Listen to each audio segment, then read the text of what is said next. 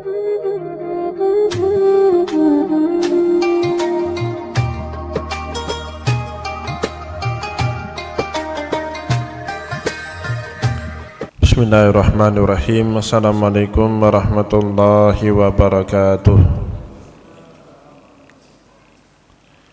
Innal hamdalillah, salatan wa salaman ala Rasulillah sallallahu alaihi wasallam wa ala alihi wa ashabihi wa man tabi'ahu bi ihsanin ila yaumiddin. Summa amma ba'du. Puji dan syukur senantiasa dan tidak pernah bosan-bosannya kita panjatkan kehadirat Sang Maha Pencipta Allah Subhanahu wa taala, yang mana dengan limpahan karunia-Nya, rahmat-Nya, hidayah-Nya serta anugerah-Nya kepada kita semua, kita kembali masih diberikan kesempatan, kesehatan dan usia panjang oleh Allah untuk sama-sama dan senantiasa mengabdikan diri kita di jalannya dengan menjalankan segala perintahnya dan menjauhi semua larangannya. Salawat iringi salam juga tidak pernah lupa pula kita hanturkan kepada junjungan alam Nabi besar Muhammad sallallahu alaihi wasallam, di mana dengan perjuangan beliau dan para sahabat beliau kita dapat mengenal betapa rahmatan lil alamin ajaran agama Islam sebagaimana yang menjadi keyakinan dan pengetahuan kita bersama.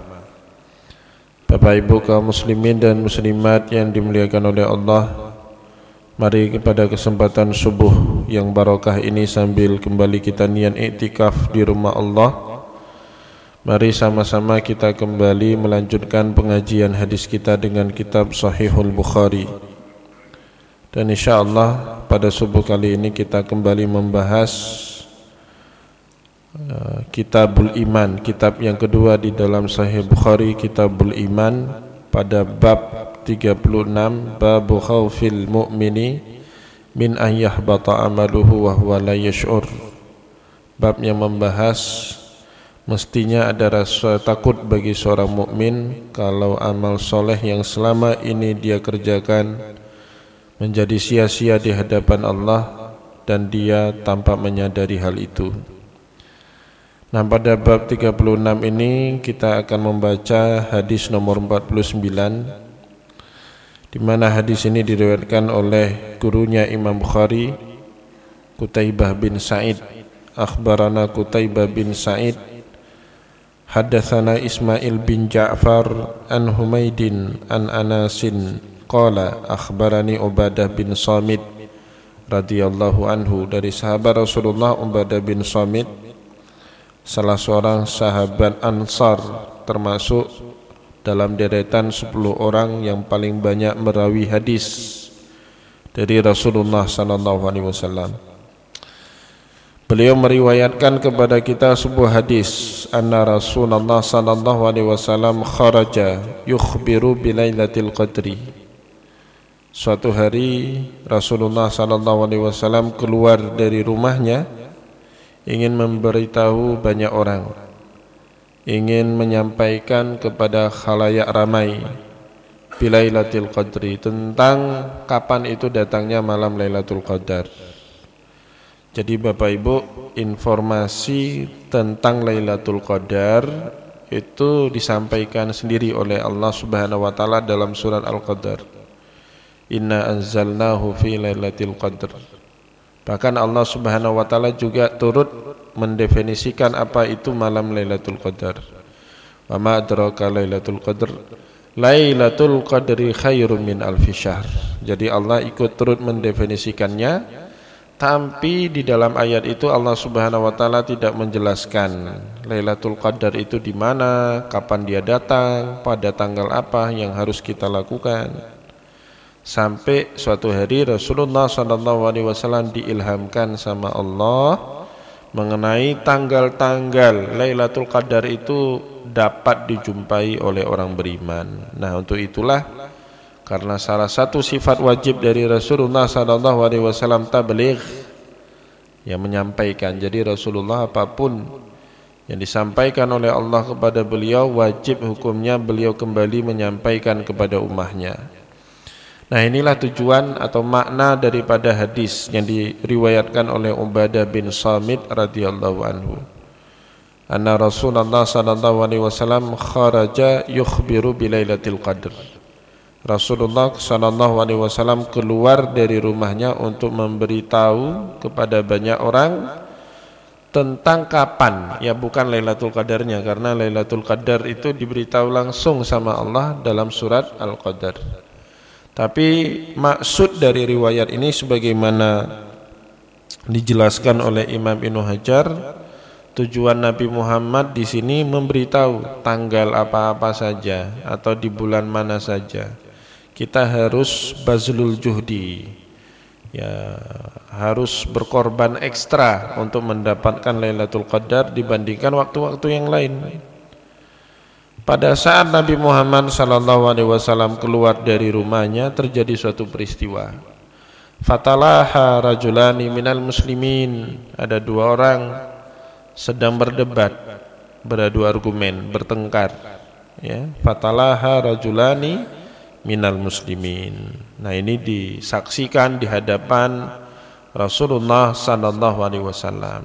Ya, pada saat beliau melihat ada orang berdebat, padahal tadi beliau niat untuk memberitahu tentang malam Lailatul Qadar.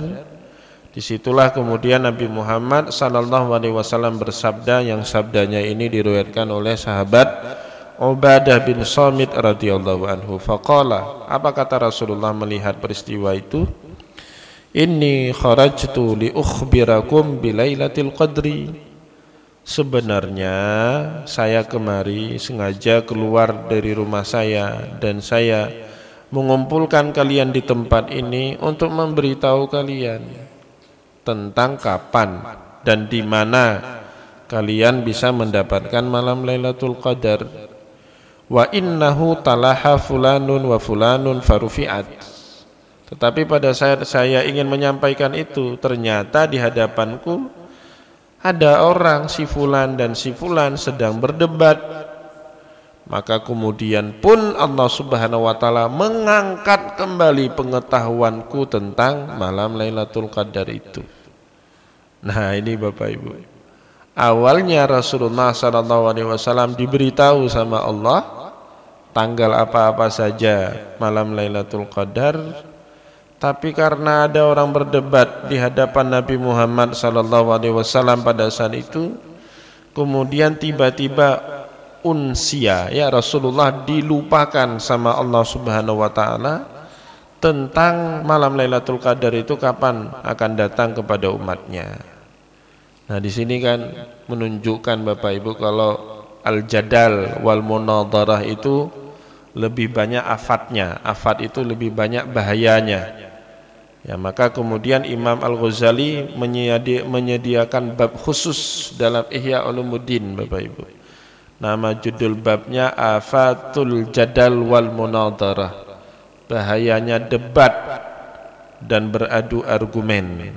Ya, maka kemudian kita banyak sekali mendengar ayat Al-Qur'an ataupun hadis Rasulullah SAW yang memerintahkan kita untuk menghindar semampu kita dari yang namanya perdebatan dan beradu argumen. Ya, misalnya Bapak Ibu mau haji, itu dipesan khusus sama Allah Subhanahu wa taala di dalam Al-Qur'an, salah satunya untuk tidak berdebat. Faman farada fihinnal hajja fala rafatha wala fusuqa wala jidala fil hajj. Barang siapa yang telah fardu bagi mereka untuk mengerjakan ibadah haji, fala rafas. Yang pertama, tidak boleh berkata kotor, fala rafatha wala fusuqa, dan tidak boleh melakukan perbuatan dan ucapan orang-orang fasik. Dan yang terakhir, Allah Subhanahu wa taala juga minta wala jidala fil hajj, untuk tidak berdebat saat kita melaksanakan perintah untuk mengerjakan ibadah haji. Nah, Bapak Ibu yang dimuliakan oleh Allah, begitu juga di dalam kasus yang lain, di dalam firman yang lain, Allah Subhanahu wa taala baru meminta kita boleh melakukan debat dengan dua syarat. Yang pertama, kalau tidak tahu caranya hikmah dalam menyampaikan suatu pesan atau dengan mau'idhah hasanah, maka kita baru diizinkan untuk berdebat, itu pun dengan cara ahsan. Hasan, hasan, hasan, baik, baik, baik. Ada 3. Ada yang keempat, ahsan, paling baik. Maka kalau kita temukan cara yang paling baik, baru boleh kita berdebat setelah sebelumnya kita nyampaikan suatu pesan dengan hikmah dan mau'idhah hasanah. Tapi kalau kita tidak sanggup, Bapak Ibu, tidak punya cara yang paling baik dalam beradu argumen saat menyampaikan suatu pesan kepada orang lain, dimintanya oleh Allah Subhanahu wa taala kita untuk tidak berdebat. Ya, maka Allah kemudian berkata dalam Al-Qur'an itu, ya ud'u ila sabili rabbika bil hikmati. Yang pertama kan dengan hikmah. Kita nyeru orang lain untuk senang, untuk enak, untuk enjoy dalam agama Allah Subhanahu wa taala. Yang pertama sekali dengan hikmah. Wal mau'idah, yang kedua dengan mau'idah hasanah, nasihat-nasihat yang baik. Dan terakhir baru Bapak Ibu, wajadilhum billati hiya ahsan. Debat mereka dengan cara yang ahsan, dengan cara yang paling baik. Nah, itulah kemudian mendorong Imam Al-Ghazali mencari tahu sebab ini debat ini bahayanya apa. Kok berdampak besar di dalam agama. Bahkan sampai-sampai Allah mengamanahkan orang berhaji untuk tidak debat. Bahkan kalau kita pakai hadis riwayat Bukhari nomor 49, malam Lailatul Qadar pun pengetahuan kapan datangnya itu diangkat sama Allah gara-gara ada 2 orang berdebat di hadapan Rasulullah sallallahu alaihi wasallam. Nah, Imam Al-Ghazali Bapak Ibu menjelaskan itu di dalam kitab Ihya Ulumuddin. Setidaknya ada 10, kata Imam Al-Ghazali, penyakit yang wajib muncul pada diri orang yang senang berdebat. Ya, wala yanfaqa al-munadhiru an asyratil khisal. Tidak bisa terhindar bagi orang yang senang berdebat dari 10 penyakit bahaya. Ya, 10 penyakit yang membahayakan diri kita sendiri. Nah, ini coba Bapak Ibu perhatikan. Kalau Bapak Ibu masuk dalam kategori orang yang senang berdebat, pasti salah satu, bukan hanya salah satu, mungkin dari 10, 5 ada sama kita itu. Yang pertama, kata Imam Al-Ghazali, di dalam diri orang yang berdebat itu wajib ada penyakit hasad, dengki. Orang Aceh bilang kueh. Ya, Bapak Ibu yang dimuliakan oleh Allah, kita kan punya semboyan, ya. Orang Aceh ini punya semboyan dalam hidup. Atau sebelum situ saya pernah itu suatu hari bertemu dengan tokoh Aceh di Malaysia, Tan Sri Sanusi Junaid. 2 kali saya ketemu sama beliau. Pertama di Mesir, yang kedua waktu di Gombak di Malaysia. Nah, waktu di Gombak itu beliau dalam seminar umum dengan mahasiswa-mahasiswa Aceh itu, beliau bilang gini, awak drone, kalian-kalian kalau sudah pulang ke Aceh nanti buat seminar, tapi temanya ndak usah meninggi sekali. Jangan temanya globalisasi, ilmu pengetahuan macam-macam lah, jangan itu. Tapi temanya itu pakan awak Aceh kueh. Pakan awak Aceh kueh, ya, kata dia. Dan Bapak Ibu yang dimuliakan oleh Allah, di satu pihak apa yang dikatakan beliau itu tercerminkan di dalam pepatah kita itu. Kita itu punya pepatah kiban cerah menan bekah. Itu menandakan kan orang ngotot, tidak mau ngalah. Meskipun kadang-kadang apa yang kita ngototkan itu belum tentu benar. Tapi debat dulu, Pak. Nah, kalau itu terjadi, Pak, wajib ada penyakit hasad dalam diri orang itu, ya. Dan hasad ini bahaya sekali. Kata Rasulullah dalam salah satu hadis, iyyakum wal hasad, hati-hati dengan penyakit kueh. Fa innahu yakulul hasanat. Karena penyakit hasad itu akan makan semua kebaikan yang pernah kita buat. Kama ya'kulu al-hutabun nar, kama ya'kulun nar al-hutaba, sebagaimana api yang memakan kayu bakar. Ya, bahaya sekali Bapak Ibu. Ya maka kita jadi paham. Dari yang pertama saja kita jadi paham kenapa kemudian pengetahuan tentang Lailatul Qadar itu ditarik balik sama Allah saat umat Nabi Muhammad sallallahu alaihi wasallam masih berdebat ya di hadapan Rasulullah sallallahu alaihi wasallam. Itu yang pertama, al-hasad. Yang kedua, at-takabbur wa tarafu 'alan nas, sombong dan merasa dirinya yang paling hebat. Cukup Bapak Ibu kita dikatakan ya dalam ilmu tasawuf sebagai orang sombong saat kita berinteraksi dengan orang lain punya rasa paling. Sang punya pegahnya nasa penang ilmelun. Pokoknya asal punya rasa paling meskipun itu tidak terucap dari lisan kita, sah kita disebut dengan at-takabbur, orang yang sombong. Atarafu 'alan nas, merasa diri dia yang paling hebat dibanding orang lain. Dan itu pasti muncul Bapak Ibu dalam diri orang yang senang berdebat, pasti itu. Kalau enggak punya rasa itu, dia enggak akan mempertahankan habis-habisan pendapat dia ya, dengan legowo dia nerima pendapat orang lain. Tapi karena ada takabur wa tarafu 'alan nas, dia ngotot, enggak mau kalah, enggak mau dengar pendapat orang. Nah, ini yang kedua. Yang ketiga Bapak Ibu, orang yang senang debat itu kata Imam Al-Ghazali wajib ada al-haqdu, dendam, wajib. Dia akan cari cara, argumentasinya dipatahkan, dia bermain pikirannya bagaimana caranya membuat narasi baru untuk mengalahkan argumentasi musuhnya. Ya, itu yang ketiga. Yang keempat, ghibah.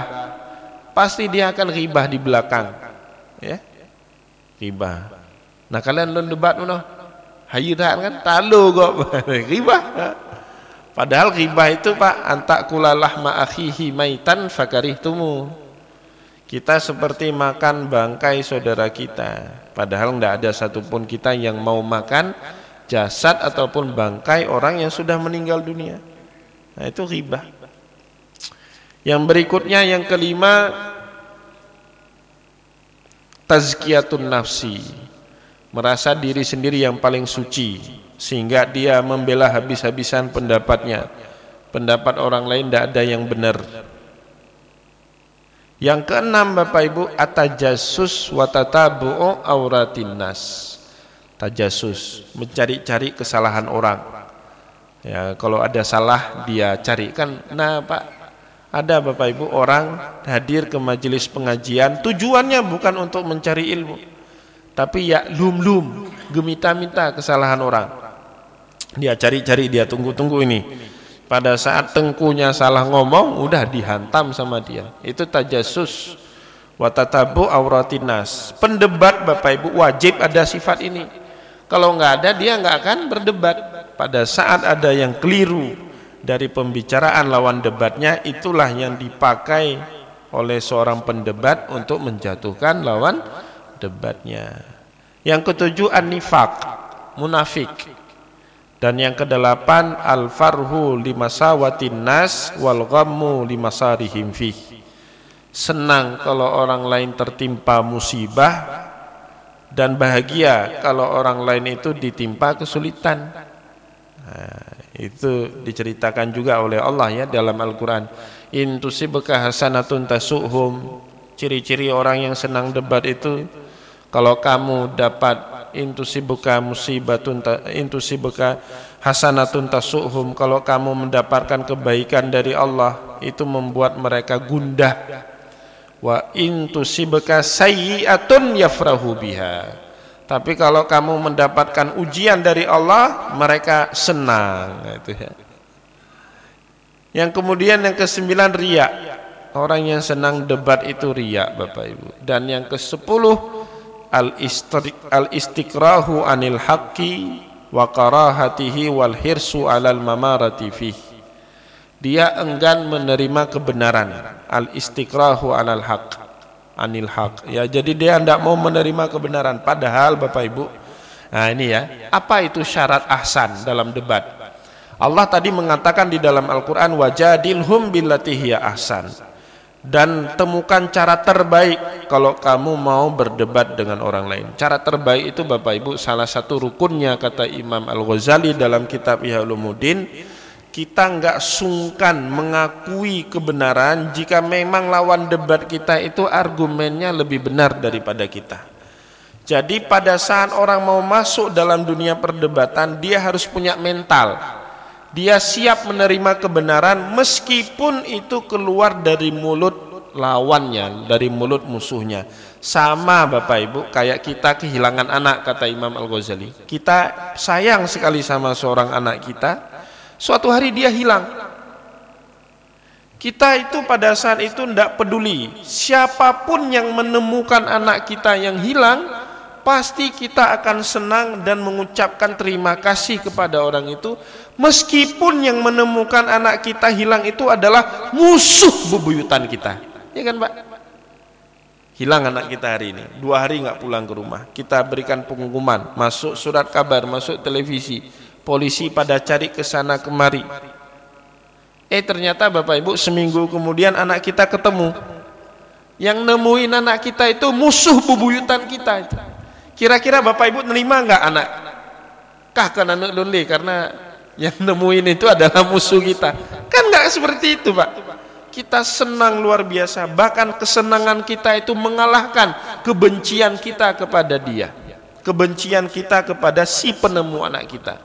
Bahkan saking senangnya pada hari itu kita mengucapkan terima kasih.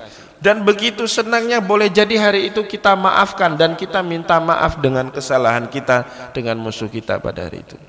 Nah, kalau punya mentalitas seperti itu, monggo silakan berdebat. Tapi kayaknya pendebat belum punya mental seperti itu. Maka Bapak Ibu, kalau kita simak uraian Imam Al-Ghazali tentang afatul jadal wal munadharah, kita menjadi begitu paham kenapa dalam ruang-ruang ibadah tertentu Allah Subhanahu wa taala sangat tidak senang dengan perdebatan. Haji tadi contohnya. Dan juga bahkan Lailatul Qadar pengetahuannya dihapus sama Allah kepada Rasulullah saat melihat ada orang yang senang berdebat di hadapan Nabi Muhammad sallallahu alaihi wasallam. Sebabnya 10 perkara yang sangat membahayakan muncul dalam diri seorang pendebat. Itu pasti Bapak Ibu. Jadi dia nggak kompatibel dengan nilai-nilai spiritual dalam ajaran agama Islam. Nggak kompatibel, nggak cocok dia Pak, nggak mampu bersemi itu. Nah maka kemudian Lailatul Qadar ini kan spiritualis Pak. Malam spiritualis, malam kita memperbaiki diri. Nggak mungkin orang bisa dapat malam Lailatul Qadar itu kecuali orang yang mereka sungguh-sungguh dalam beribadah ya. Maka Rasulullah SAW ya berkata dalam hadis ini, saya ini kharajtu li ukhbirakum bi Lailatul Qadri. Sebenarnya saya datang kemari membawa pengetahuan tentang kapan datangnya malam Lailatul Qadar. Wa innahu talaha fulanun wa fulanun farufiat. Tapi tiba-tiba Allah Subhanahu wa taala mengangkat balik pengetahuan itu gara-gara si fulan dengan fulan berdebat. Wa asa ayyakuna khairan lakum. Semoga ini baik. Nah, Rasulullah itu Pak enggak blaming ya. Tidak menyalahkan, sahabat yang debat pun tidak disalahkan sama Rasulullah. Karena Bapak Ibu apapun itu, meskipun itu tidak menyenangkan, kan kalau kita orang awam Pak baca hadis ini, soleh sahabatnya. Ini gara-gara dia kita nggak dapat Lailatul Qadar. Kalau enggak kan enak sekali Pak, Ramadan itu tinggal jaga gawang. Dari 30 atau 29 hari Ramadan, malam Lailatul Qadarnya sudah dihisap juga. Sudah diru'yah juga itu. Misalnya tanggal 25 Ramadan itu malam Lailatul Qadar. Udahlah mulai jaga gawang kita Pak. Semua PNS ambil cuti tanggal 25. Ya, semua toko tutup tanggal 25. Nah, semua orang pergi iktikaf di masjid karena sudah ketahuan. Malam-malam yang lain Pak, nah, di kedai kopi semua. Nah, jaga gawang itu namanya, jaga tanggal 25. Maka Rasulullah tidak blaming, Rasulullah tidak salah. Karena apapun Bapak Ibu, meskipun yang diberikan Allah Subhanahu wa taala itu musibah bagi kita, tapi kita perlu tahu musibah itu adalah nikmat Allah Subhanahu wa taala dalam bentuk yang lain. Yaitu nikmat. Sehingga kita nggak jaga gawang, kan nikmat juga Pak. Dari awal Ramadan sampai akhirnya kita harus berjihad, bersungguh-sungguh untuk menemukan malam Lailatul Qadar. Maka Rasulullah jawab, asa ayyakuna khairan lakum. Semoga diangkatnya pengetahuan tentang Lailatul Qadar itu baik juga bagi kalian ya. Tapi Rasulullah punya kata kunci, kayak ingat lupa ingat seperti itu ya. Iltamisuha atau iltamisuha fi sab'i wa tis'i wal khamsi ya. Cari malam Lailatul Qadar itu pada tanggal 27 ya, atau pada 7 ya, pada 9, pada 5 kata Rasulullah. Nah, hadis ini menyebut angka-angka tertentu, 7, 9 dan 5. Berarti 7 Ramadan, gimana maksudnya? Atau 9 Ramadan, gimana maksudnya? Atau 5 Ramadan, gimana maksudnya? Nah, hadis ini Bapak Ibu dipahami oleh para ulama untuk menunjukkan angka-angka ganjil di akhir daripada bulan Ramadan. Karena hadis ini diperkuat oleh sabda Rasulullah SAW yang lain juga di dalam Sahih Bukhari. Nanti kita akan masuk di dalam bab Ramadan, bab Lailatul Qadri min Ramadan. Rasulullah SAW di dalam hadis yang lain itu berkata, taharru Lailatul Qadri fil witri minal ashril awakhiri min Ramadan. Taharru, carilah Lailatul Qadri, malam Lailatul Qadar fil witri, dalam bilangan-bilangan ganjil ya, minal ashril awakhiri min Ramadan, dari 10 malam terakhir dari bulan Ramadan. Sehingga makna 7, 9, 5 itu dipahami oleh para ulama dengan 27, 29, 25 dan juga 23, begitu juga 21 dari bulan Ramadan. Baik Bapak Ibu kaum muslimin dan muslimat yang dimuliakan oleh Allah, semoga apa yang kita sampaikan tadi bermanfaat kepada kita semua ya. Semoga kita juga menjadi orang yang dewasa yang menyelesaikan masalah ya, kalau kata orang Pegadaian, tanpa meninggalkan masalah ya. Salah satunya hindari itu namanya debat, tapi kedepankan yang namanya musyawarah ya. Kalau tidak ada yang benar di tengah masyarakat kita, maka ajak musyawarah tanpa harus berbantah-bantahan. Karena banyak sekali rahmat Allah dalam sejarah Islam itu diangkat balik sama Allah setelah diberi, gara-gara umat ini senang berdebat. Kenapa sampai seperti itu? Karena tanpa kita sadari, kalau masih senang kita berdebat, ada 10 mara bahaya yang itu akan wajib bersemi di dalam diri orang yang senang berdebat. Semoga apa yang kita sampaikan pada subuh ini bermanfaat kepada kita semua. Saya mohon maaf jika ada yang tidak berkenan. Wallahu muwaffiq ila aqwamit thariq wa nasrun minallahi fatun karim. Wassalamualaikum warahmatullahi wabarakatuh.